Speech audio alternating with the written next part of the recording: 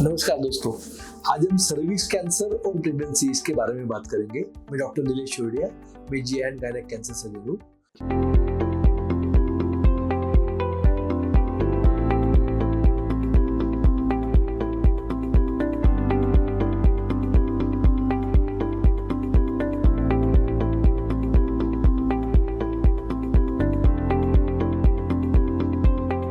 Cervix cancer generally 35-40 years के आसपास हम देखते हैं, 40-45 के आसपास, और काफ़ी लोगों का इसमें ऑलरेडी फैमिली कंप्लीट हो चुका होता है।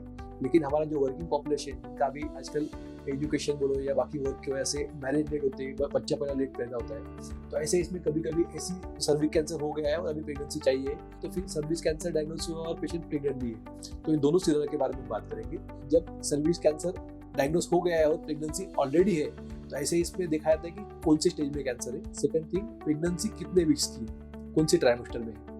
अगर अर्ली स्टेज सर्विक्स कैंसर है और प्रेगनेंसी जो है इनका ऑलरेडी सेकंड ट्राइमेस्टर हो गया, थर्ड ट्राइमेस्टर में चालू है इनका, तो ऐसे इसमें हम दोनों को बचाने की कोशिश करते हैं, बच्चे को भी और यूट्रस को भी। तो इसमें जो ट्रीटमेंट जो रहता है कि वो क्लोज ऑब्जर्वेशन रखना पड़ता है, सर्विक्स कैंसर कितने बढ़ रहा है क्या सब देख के ध्यान रखना पड़ता है। जब बच्चा थोड़ा मैच्योर हो जाए, उसका वजन 1.5 से 2 किलो के ऊपर हो जाए, तो लंग उसके मैच्योर हो जाए, तो फिर हम लोग उसका ऑब्स्टेट्रिक रेडिकल हिस्टेक्टोमी करते हैं, जिसको सीजर करके उसी समय यूट्रस सर्विक्स कैंसर का बीमारी एज अ कैंसर के हिसाब से कंप्लीट निकाल दिया जाता है। तो सीजर करके बच्चे भी डिलीवर होता है, वो सेम सीटिंग में यूट्रस भी हम निकालने का काम ऑपरेशन कर देते हैं। तो ये है अगर लेट ट्राइमेस्टर में आइडेंटिफाई हो रहा है तो। लेकिन किसी को अर्ली ट्राइमेस्टर अगर है और सर्विक्स कैंसर डायग्नोस हो गया है, तो इसमें अनफॉर्चुनेटली रिस्क जो है ज़्यादा हो जाती है बेनिफिट से।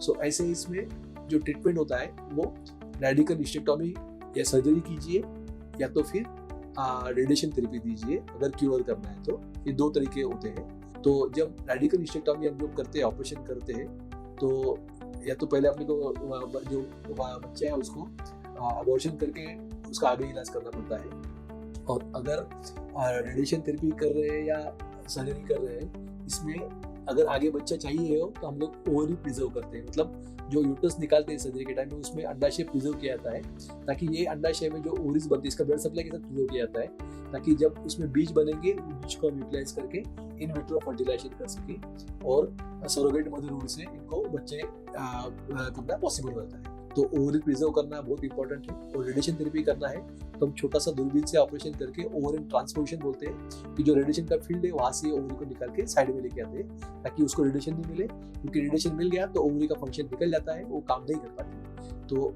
एज मच एज पॉसिबल इसमें ट्रांसपोजिशन करके रेडिएशन थेरेपी की जाती है, ताकि बीमारी भी क्लियर हो जाए और प्रेगनेंसी में भी हम लोग इसको यूटिलाइज कर सकते हैं।